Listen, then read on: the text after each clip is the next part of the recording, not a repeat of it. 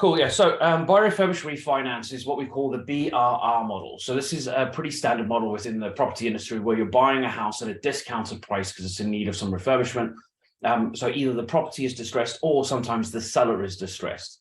And by buying this property for a nice little bit of a discount, what enables you to do is own it where you have more equity in the house, and then you can refinance it further down the line to be able to release some of that equity and essentially make more money.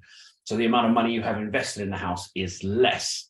Now, what that basically transpires to is instead of spending £25,000 to buy a house, you might even be able to buy a house for £10,000. And that is all the money that you end up having invested in that property. And I will explain exactly how that works. Okay. So let me talk first about what a buy-to-let numbers typically looks like. So you guys, hopefully you guys can see my iPad behind me.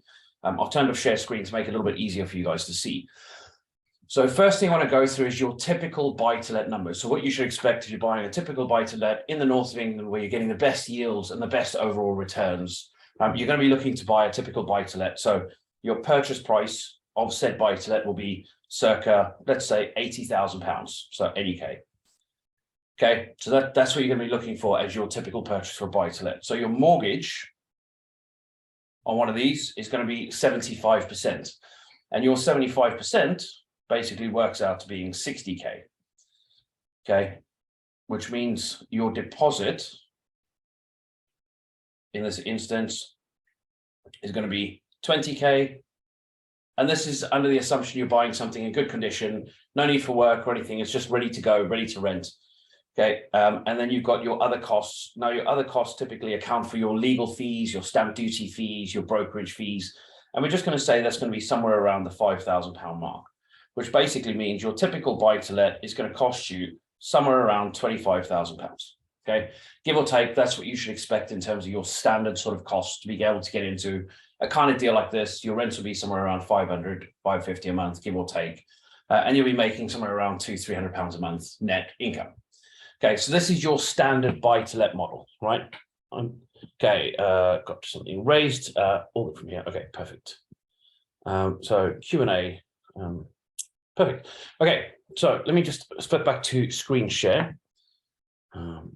So that is your typical buy-to-let numbers. That's the sort of numbers that you should be looking to expect when you're buying a normally priced buy-to-let in good condition, with no work needing doing, tenant in or tenant due to go in or whatever else. And that's the kind of figures you should be working on. Now, that's not bad, right? If you're honest, you can buy a house, you're into the deal for 25,000, you're making, 2,500, 3,000 a year income.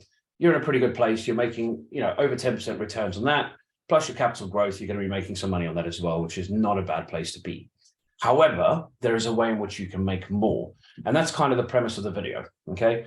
Now, some of the things you want to be considering in terms of costings when you're buying, and it's very useful to highlight within here. If you're buying, and it comes up as a question a lot, okay, your stamp duty. So if you're buying a house in this sort of price bracket, if you're a first-time buyer and you're buying in a limited company, okay, which most investments should technically go in, not always, and I'm not giving tax advice, but technically that's the best place to do it if you're going to try and save what you can in terms of taxes. Obviously, verify with your tax accountant, make sure you're all happy with all the figures. But you're typically going to be looking at a limited company. And if that's the case, whether it's your first property or not, it doesn't matter. You're still going to be paying a 3% stamp duty because it's in a limited company. However, if you buy that first property, it's your very first property, you haven't bought a house before and you're buying in your personal name, there will be no stamp duty to pay, or whatever the first time buyer stamp duty. I'm pretty sure it's no stamp duty. Okay, so this is the thing to consider. There's a nice saving that could be had there. If, however, you're buying it and it's not your first home, there's a 3% stamp duty in this price bracket. There's tons of stamp duty calculators online. You're welcome to go check them out. They're really not that hard to find. And they can explain first home or your like an investment property, and it'll give you your stamp duties based on the price bracket you're going in. There's some nuances in terms of blocks of apartments, blocks of studios, and all these bits and pieces as well as commercial and all the other bits and pieces. If you're not sure, your solicitor will be able to help with this anyway. So that's one of the biggest costs to consider. So in this instance, your stamp duty will typically be 3% of your £80,000 purchase price. Now, if my math is correct, that should be about £2,400, okay, in terms of your stamp duty. Your legal fees are typically going to be circa £2,000. This is pretty standard in terms of legal fees. You can get them a bit cheaper, but often the quality of the solicitor is much lower. But then again, saying that, paying £2,000 doesn't mean it's a good solicitor. So just understand that one does not mean the other. But a cheap solicitor tends to not be a very good one. Okay, it tends to. Whereas a more expensive one doesn't necessarily tend to be better. I'd go with someone who's recommended a good solicitor. And I don't mean recommended by an estate agent, because they just recommend who's going to pay them the most money, just as clarity. And then the third thing you want to be looking at and considering is your other costs will be your brokerage fees, which is normally anywhere between £200 and £500, sometimes even more, up to maybe even £700-800 for a purchase like this, depending on the broker, where they're based, what their typical fee rates are. And then finally, any sort of lender setup fees and stuff, but you wouldn't know what they are until you get set up with a mortgage lender and you find out what their setup fees are. Often what they'll do though is they'll move those setup fees and they'll just add that to your mortgage. So you don't have to pay that up front. That's covered off. You might also have valuation fees, which again can vary hugely. Some lenders are free, some lenders will charge you up to £300 for valuations for a typical buy-to-let. So when we talk about the other costs in the previous calculation, that's the other costs. So you've got your legals, your stamp, your brokerage, your valuation fees. Those are your typical costs you'll be looking at paying upfront to be able to get out of the way and get moving forward with the purchase. Okay, so that's your kind of costings. Now, it's important I tell you this, because as we go into the next step, everything will start to make a little bit more sense as well. So in terms of property discounts, now there's multiple reasons why you can get property discounts. So you can get a property at a discount because, let's give an example. Let's just say the property is in poor repair. So it's in disrepair, it's in a terrible state, or, you know, it's just not in as good state as it should be. Okay, and often when a property is in quite a bad state, you're not able to just get a mortgage. Okay, mortgage companies don't like properties that are not habitable, as they would state it. So damp issues, you know, non-working kitchens or bathrooms or water or anything like that. If they deem it as non-habitable, they will create what they call a retention, which means they'll go, oh, we'll lend you 75% of the purchase price, but we're going to hold back £10,000 until you do this work, or we'll hold back £50,000 until you do this work.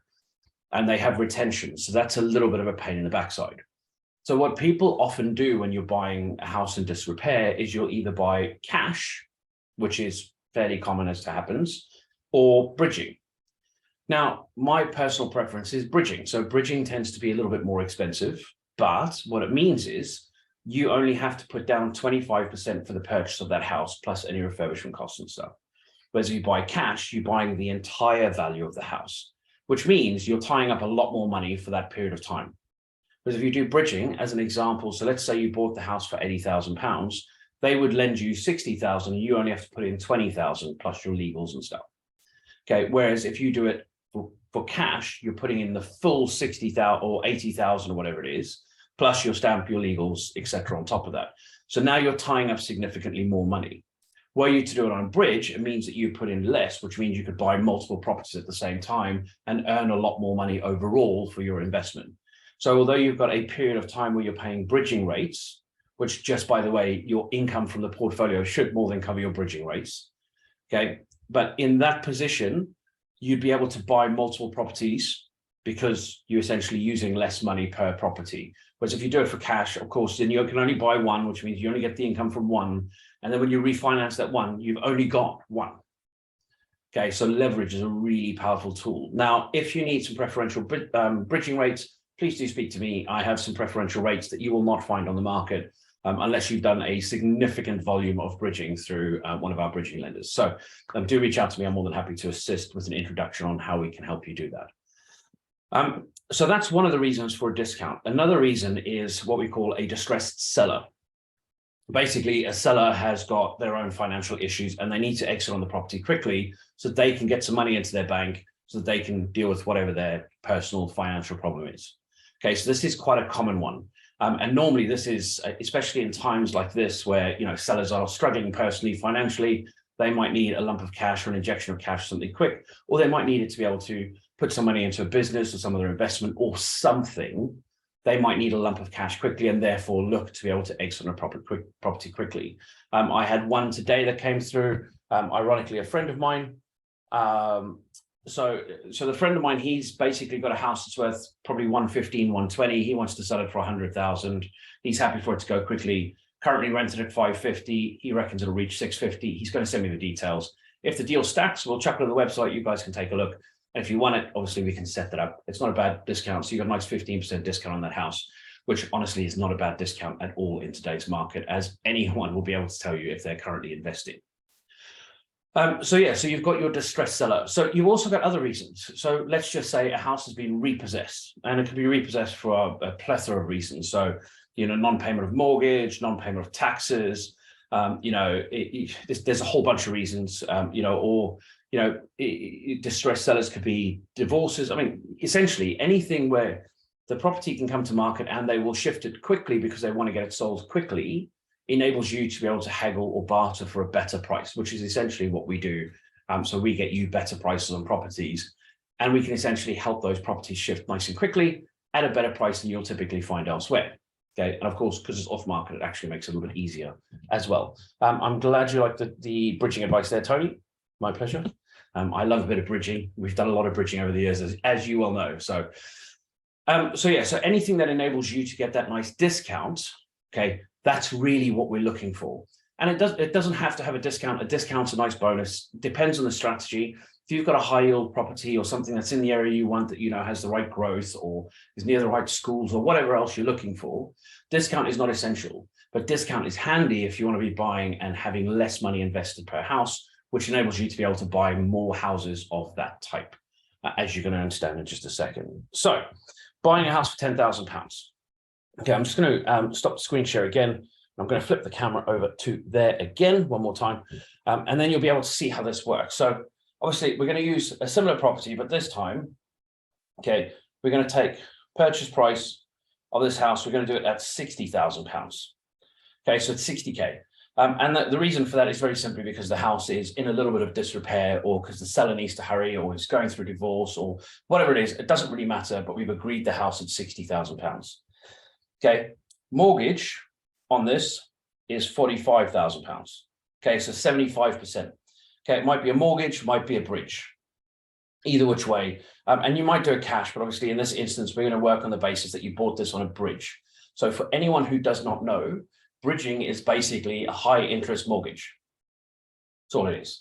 So they have less worries and concerns about what you're buying, but in turn, they charge you a higher fee because they're taking more of a risk. That's very simply how it works. Okay, bridging is a very, very handy tool. So your mortgage at 45K, which means your deposit in this instance is 15K. Okay, now you've got your other costs. Now your other costs would actually technically be a little bit less because your stamp duty is a little bit less. But again, for simplicity, we're going to account for the other costs at 5K. But we're going to say the house needs a little bit of a tidy up. A little bit of a tidy up. So we're saying there's like a 5K refurbishment on this house. Okay, so in this instance, you're into this for these three combined. Now, these three combined equate to 25,000. And you go, Rich, that's not buying a house for £10,000. I get you. Be patient. It is coming. Okay, so £25,000 at this point. But now, because you've done the refurbishment work, the property's value has gone up. Okay, and the value of the property is now 80K, not 60K, because you bought the house for a bit of a discount because it was disrepair. And just for clarity, for anyone who does not know or is not sure, this 80K valuation, before you put in your offer at 60K, because you're essentially looking for the right value to make the deal work.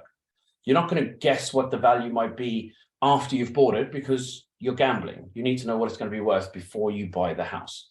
Just for clarity, it's a very important figure to know. Now, the mortgage company will then give you a mortgage on this house, and they'll give you a mortgage at 75%. Now, 75% of this is £60,000. But when they give you the mortgage, they're not going to let you have two mortgages on the same house. You have to pay off the £45,000 mortgage. So you get your £60,000 minus the £45,000 mortgage that you already have in place, which puts you in a position where you release £15,000.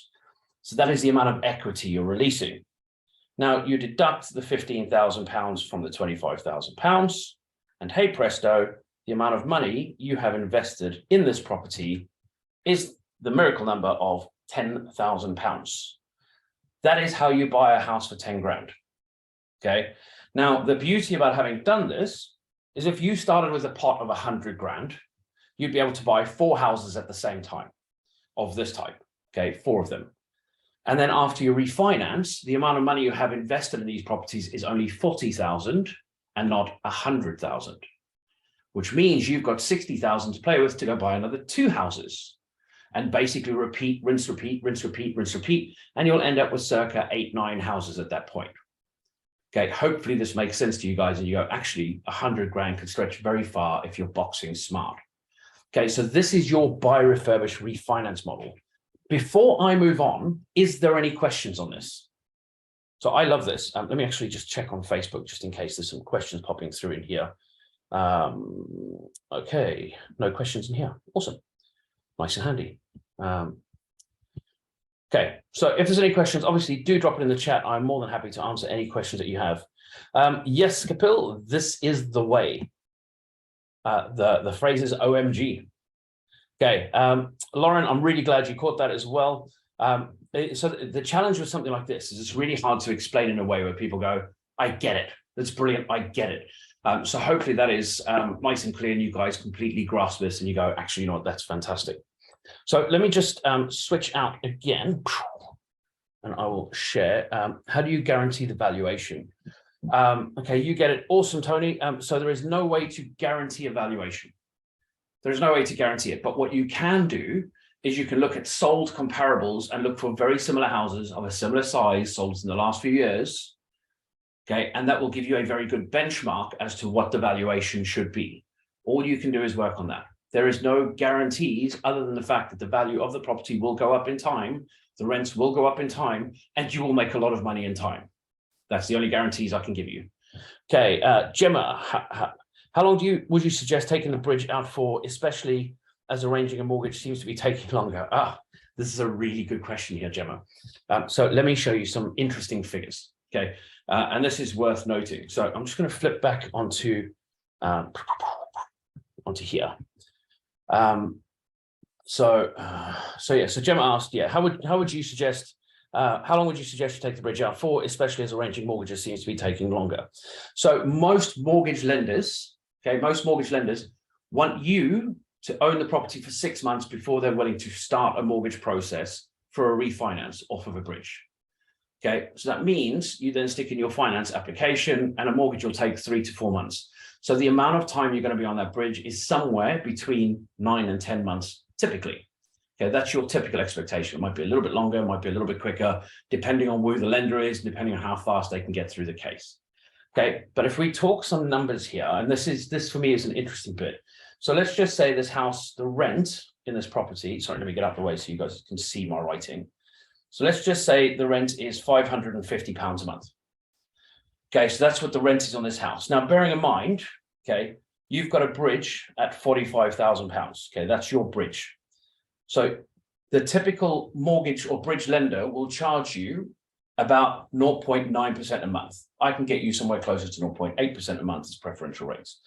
But let's go 0.9% a month. So you go, okay, your bridge is 45K times by 0.9%. Okay, so calculator, 45,000 times by 0.9% equals to £405 a month. And you go, that's expensive. Okay, so your bridge, in this instance, £405. Okay, £405. Now, you've got 2 other costs you need to be considering. One is your management. Okay, so this is your typical lettings fees. And your management in this instance is typically going to be 10% of your mortgage, of your gross rent received, which is £55. And then you have something called your OPEX, often called MO, monthly operating expenses. OPEX is the accounting term for operating expenses, obviously.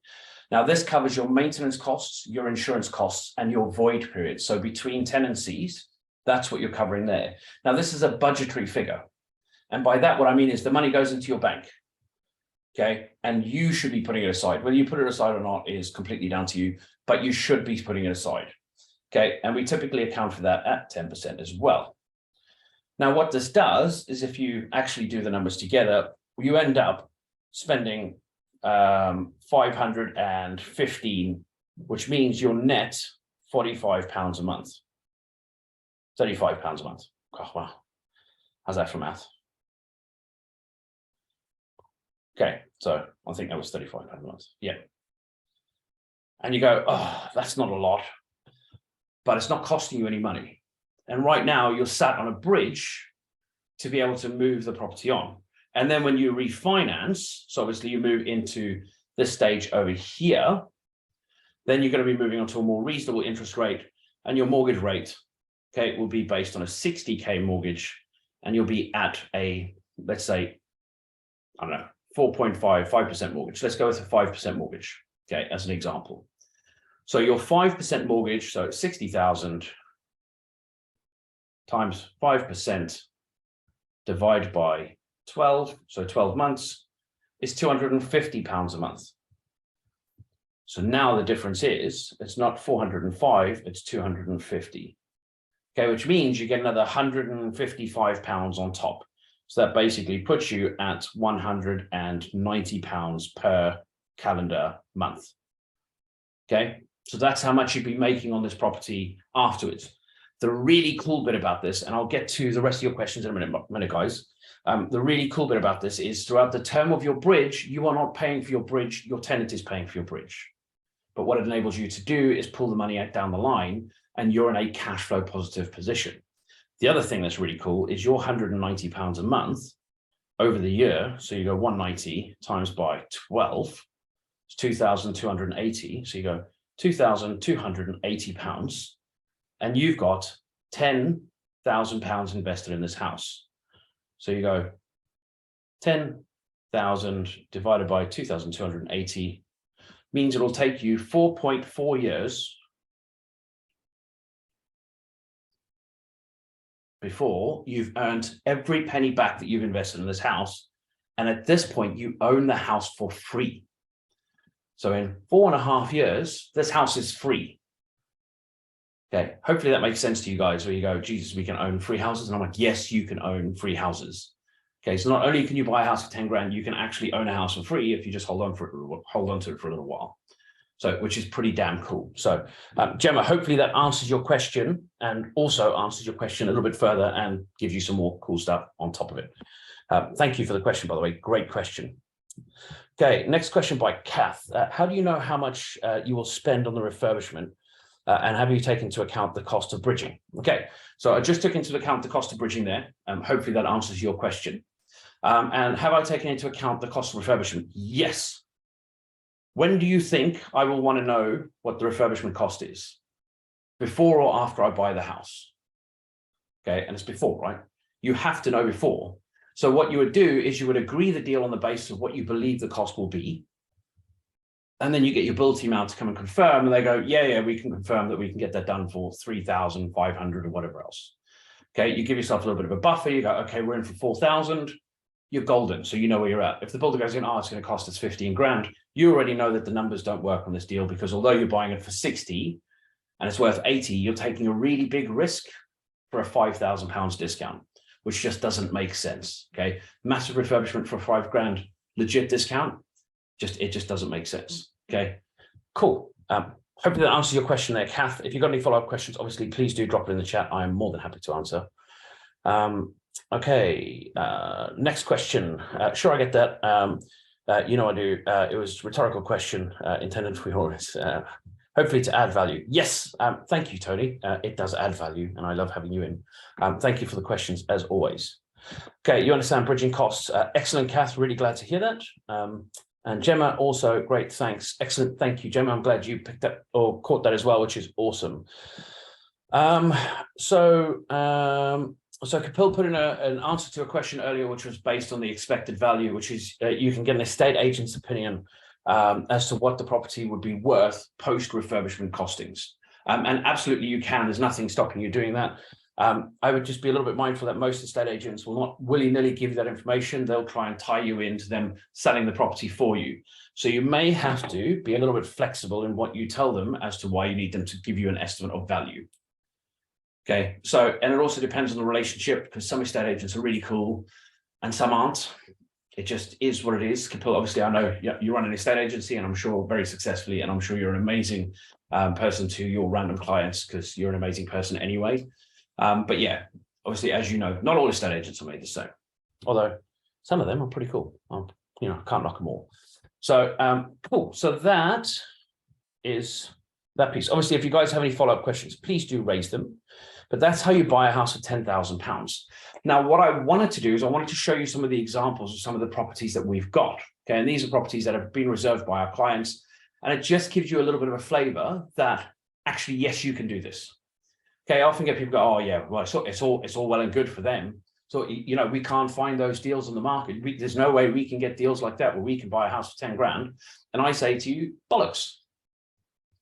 Very simply. So Drillfield, okay, the one on the left, that reserved yesterday. Rawlinson, that's reserved about a month ago. That's due to complete by the 17th of this month on a bridge, ironically.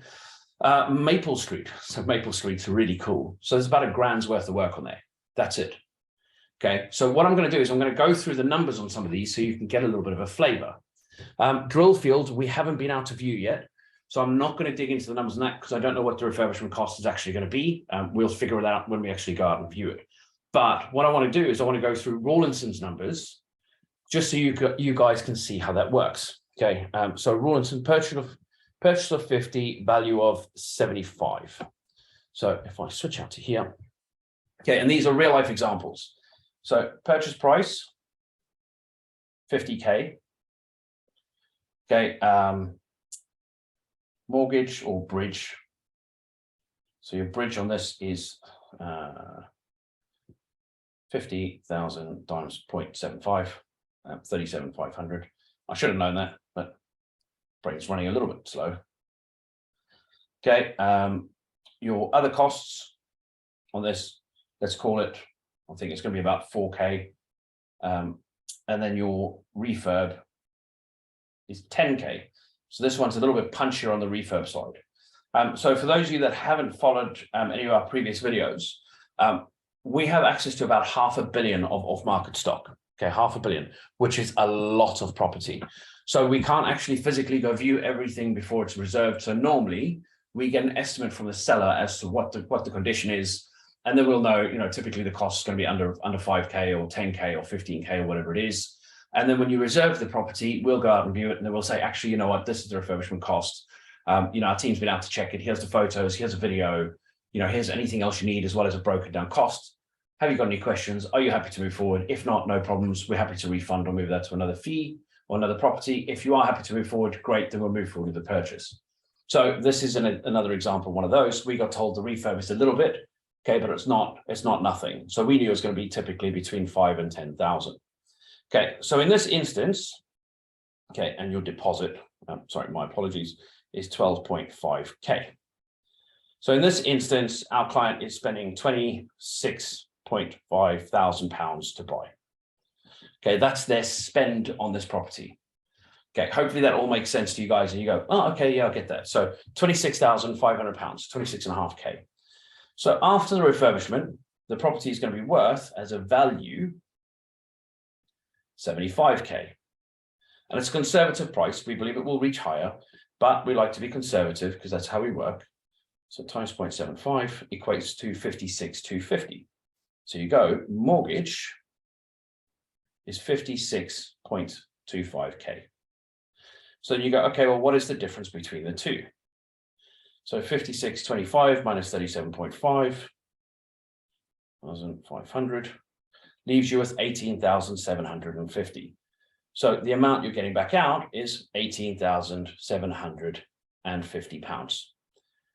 You deduct one from said other, 18,750. Okay, so 26,500 minus 18,750 leaves you £7,750. Out of interest, Who would do that deal? Who would do that deal? You own a house for 7.5 grand, almost 8 grand. Okay, this for me is mega. And no joke, this is live deal. So I can even tell you who's buying it. She's currently in Brazil because she's essentially using income from her portfolio to go travel the world, which is not a bad place to be. She's an ex-mentee. Now, it's interesting for those of you guys that go, I would buy that deal. There is deals on our site right now that are not a million miles away from that. Just as an interesting point there. If you want to make the money, you've got to be in the game to win it. Okay. It's like any race. You're never going to win the race unless you're in the race. If you're standing on the sidelines, all you will ever be is standing on the sidelines. So just be aware of this, guys. And if you wanted to have a conversation as to how we can do this, I'm more than happy to work with you on how we can do this and actually deliver on a nice property for you.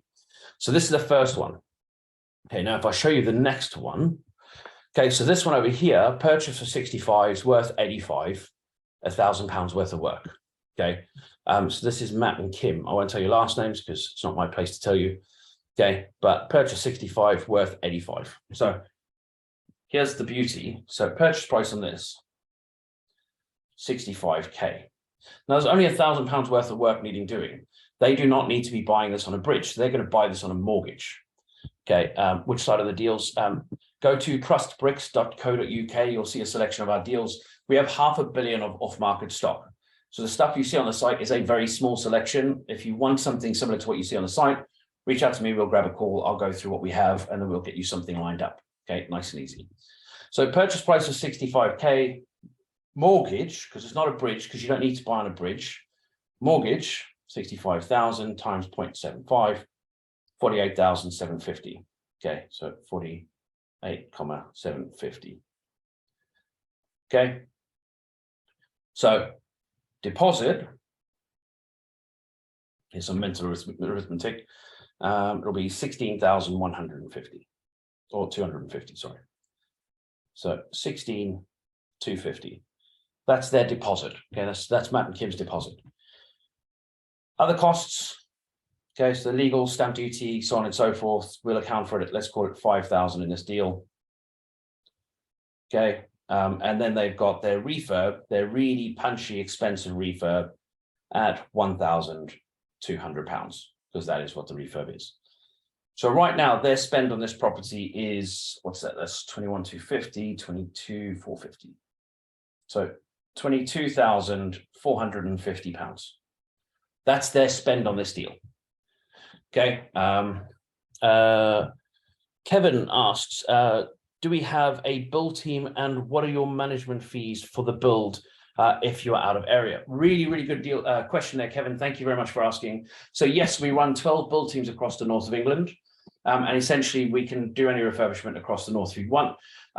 So we have a project management fee on anything that's over £5,000 just because we got to pay the project manager. Anything under, we're like, look, we just deal with it. We'll take care of it.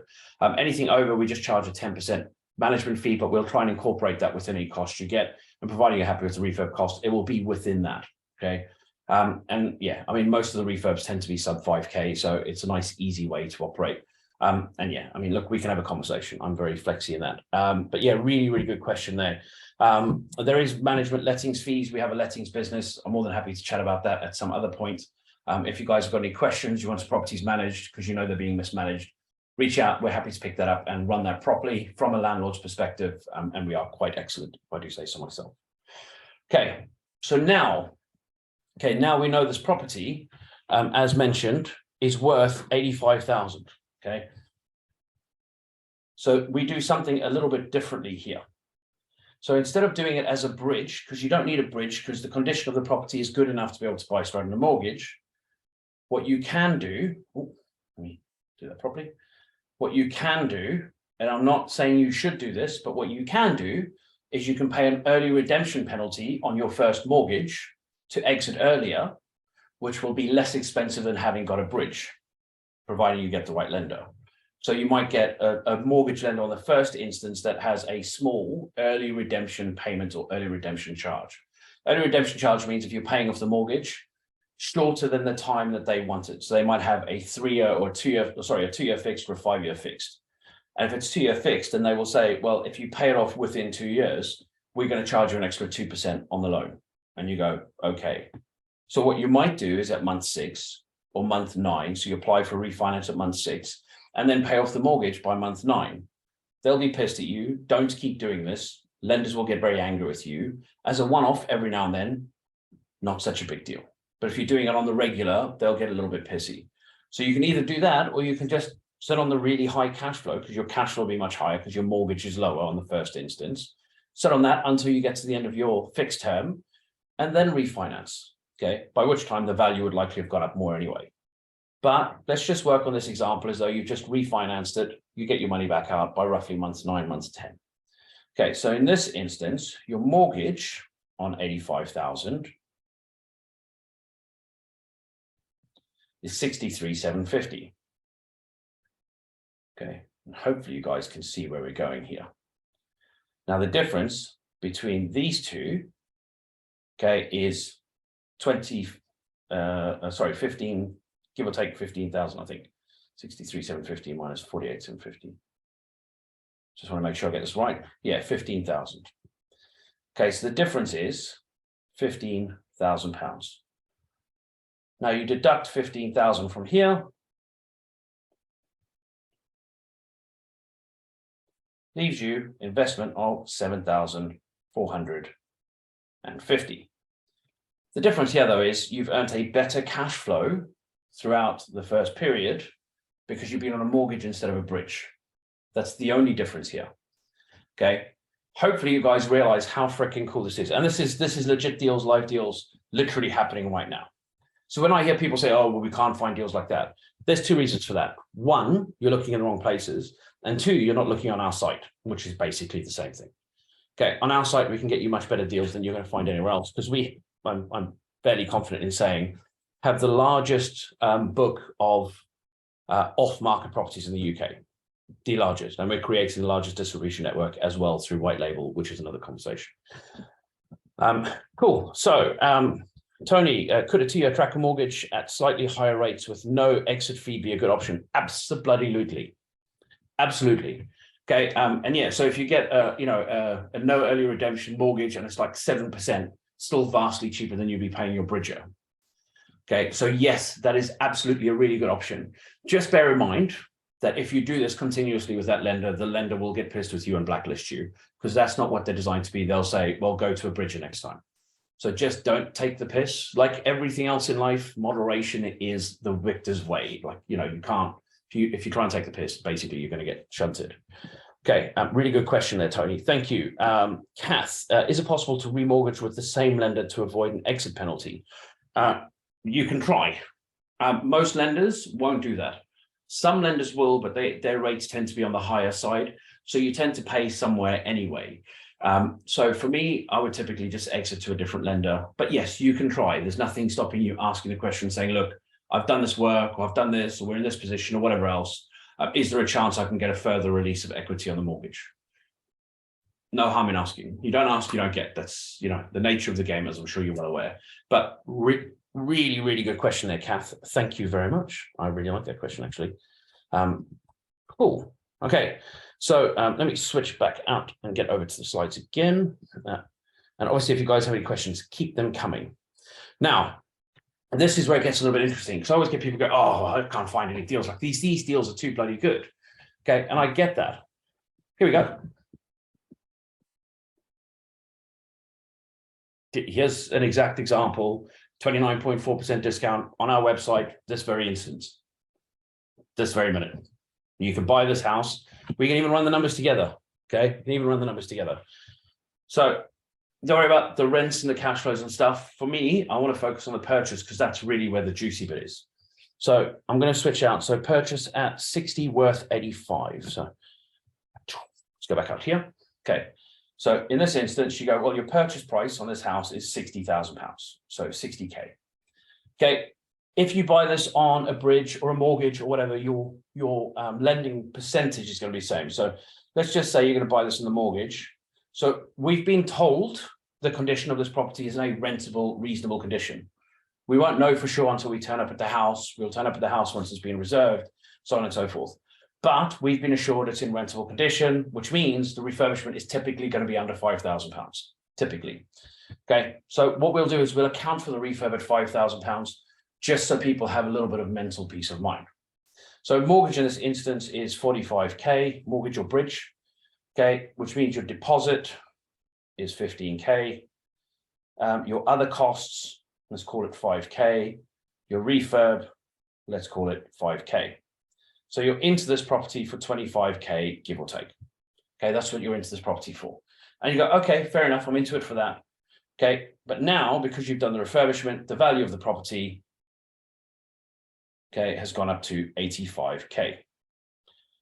Okay, £85,000, fair enough. Mortgage at 85k is, so 85,000 times 0.75 is 63,750. So you know, 63,750 minus 45,000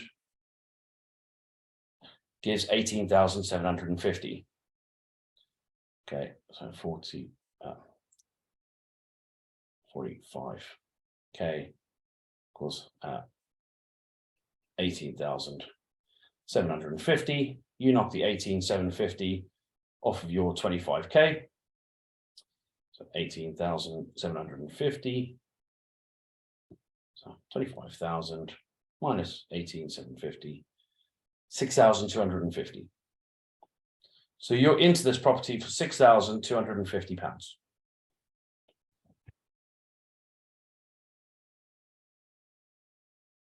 Now, for me, ironically, that makes it a better deal than this one and a better deal than this one, providing the refurb comes in at under 5k, which, you know, we'll obviously double check and vet. So when I hear people say, oh, there's no deals like this on the market anymore, and you're right, there's no deals like this on the market. We're not on the market. We have access to off-market properties. So an absolute bang cracker of a deal. Out of interest, who would do that deal? Okay, and this is one of those, right? So this is one of those things, if you want to chat, if you want to discuss, let me just check on Facebook, see if there's any comments. Okay, excellent. Cool. So yeah, so if you wanted to chat, if you wanted to discuss, if you just wanted to look at what we've got, check out the different areas, whatever else, all you got to do is just book in with me. It's really, really simple. So, okay, let me switch out to the slides again. Screen share. So that is an example of something we've got available now. And we get more and more stock like this all the time.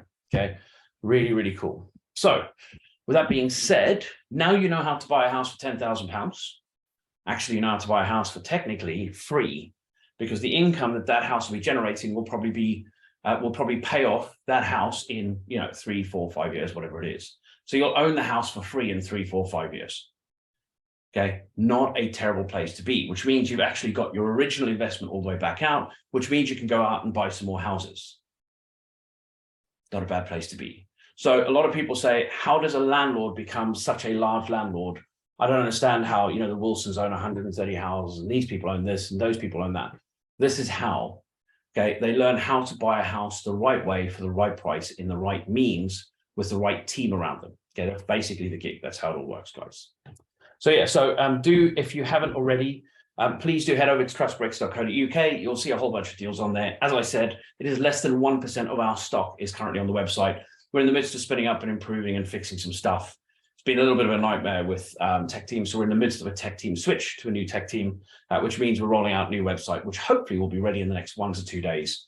And then we've got the next phase of the development in about a week's time and the next phase in 3 weeks' time. So keep your eyes peeled. You'll see a lot more stuff coming from that. And please also do check out our socials. So Facebook, Twitter, Insta, LinkedIn, and our YouTube channel. I implore you, go check out our YouTube channel. Do make sure you guys like and subscribe our videos. That'll be really useful. What are your deals for bringing the fees, or what are your fees for bringing the deals to us? Okay, yes. So this is a question I get a lot, actually. Thank you very much for that question. So we charge a sourcing fee for essentially finding and delivering that property, running the due diligence, and then also helping progress the deal all the way through, connecting you to solicitors and brokers. Once you purchase the property, we'll go through refurbishment, so setting all of that up. And then we've got management and lettings and stuff as well. So we can do full end-to-end for you, turnkey, even setting up your limited company, run your bookkeeping, your accounting, your filing, your taxes. We can do all of it. So you can literally sit there with your hands in your pockets going, oh, brilliant, I'm making some money. Okay, so we do charge a sourcing fee, so a finder's fee. And it does vary depending on how many deals you've bought. The more deals you bought, the lower your fee, which means the less you pay for our services to go and deliver that for you. Our typical fee is either 2% plus VAT or 3,000 plus VAT, whichever is higher. Okay, so obviously the higher value properties, 2% is going to be more. The lower value properties is the 3,000 plus VAT. So that's our typical sourcing fees, but obviously there is some variance in that. Obviously, if you want to pay things up sooner, we've got discounts, all sorts of stuff just to make that a really easy and swallowable thing for you. So you can say, actually, you know what, that's a very fair and I'm very comfortable paying that because you saved me more than that money on the deal. Okay, cool. Really good question.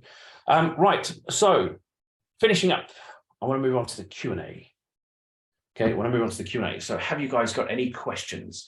Anything you'd like to know, any burning questions, anything that you think would be useful to understand, anything I have not yet covered, or anything I've said that has confused you where you go, actually, you know what, I need some more explanation or discussion around this point, just so I know exactly what you meant.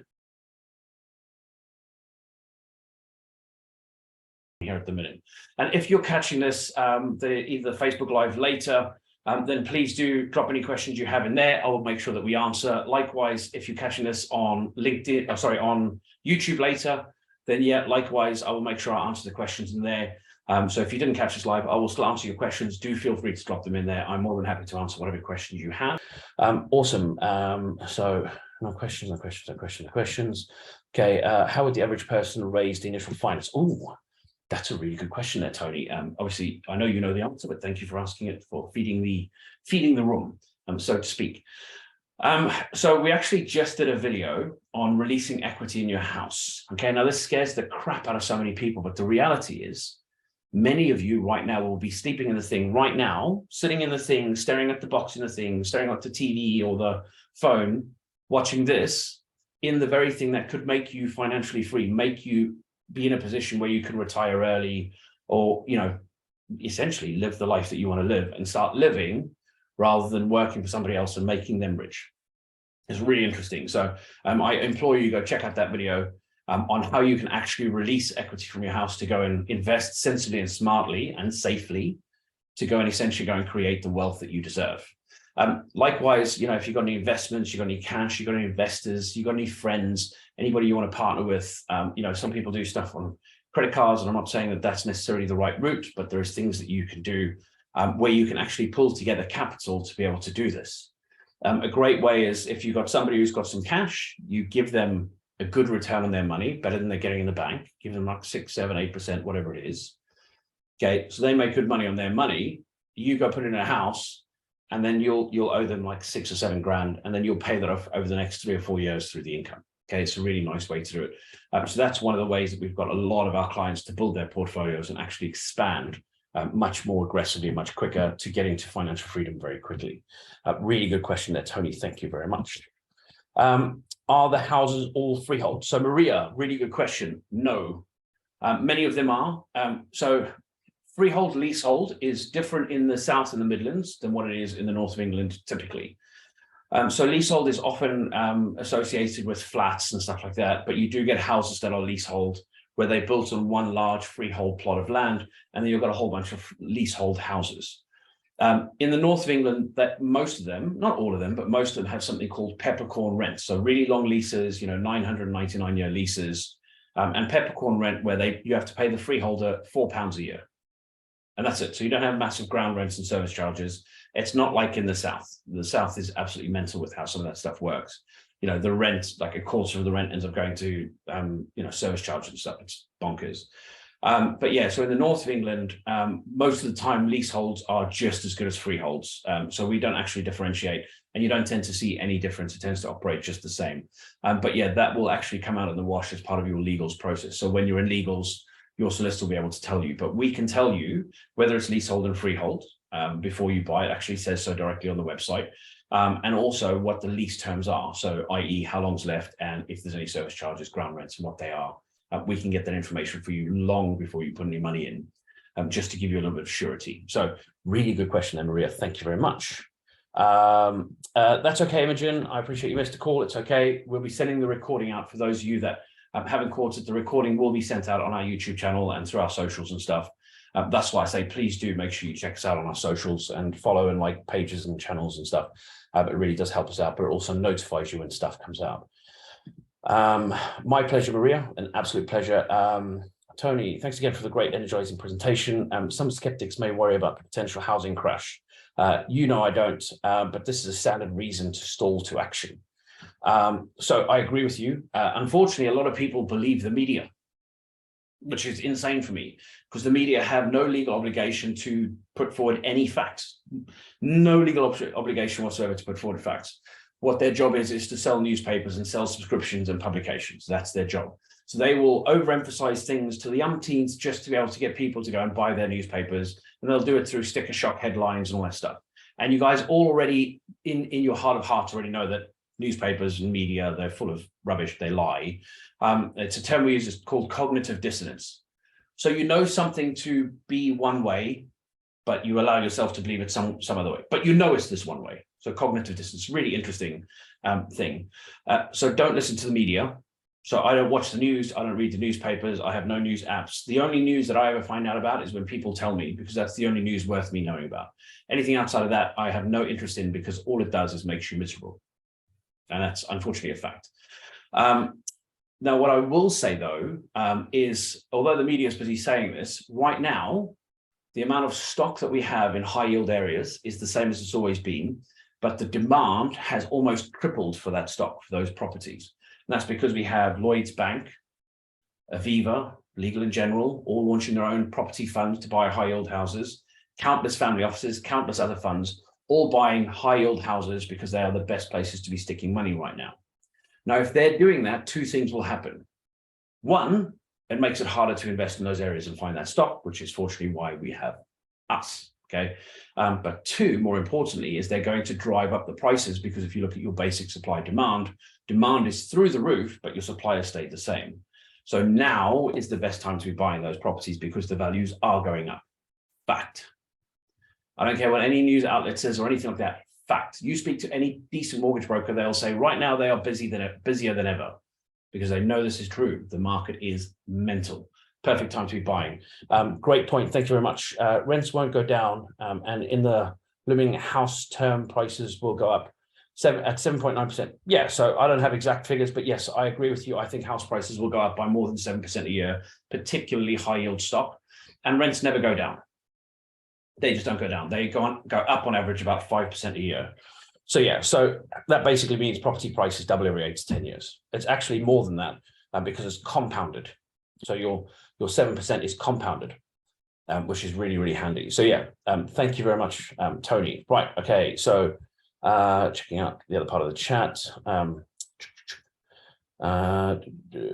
Okay, what's your fees? Okay, not all. No, all good. Really useful webinar. Thank you, Lauren. Really appreciate it. No. Okay, excellent. Really, really glad you got no questions. Awesome. You're referring to other videos. Where can those be found? So they can be found on our YouTube channel. So do check out our YouTube channel. We've got a handful of videos from previous webinars. We actually have a ton of other videos. We've got well over 1,000 hours worth of training. So we used to run a training and mentorship business, as some of you guys will be aware. Those of you that aren't, we used to run a mentorship and training business, literally train tens of thousands of people from the stage. So if you have any questions, I'm happy to help and consult. That's what I did for a living for a long time. No questions, really informative. Thank you, Gemma. Okay. Ryan, awaiting more deals on your website, interested in South Yorkshire and some areas nearby. So Ryan, I think it's probably worth us jumping on a call. So I've got a full download of essentially a large portion of our stock. I can probably go through some of that with you early next week. Hopefully you start my booking link, maybe book in on that. If not, drop me a message and then I'll book in with you and I can sort of go through that stock and see what we can get you. Kapil, we'll catch up with you. Absolutely cool, man. Looking forward to it. And go find you on Facebook. Thank you very much, man. Appreciate it. So thank you, Kevin. Cool. Well, I have to say thank you, each and every single one of you. It seems that there is no questions. Okay, excellent night for this family.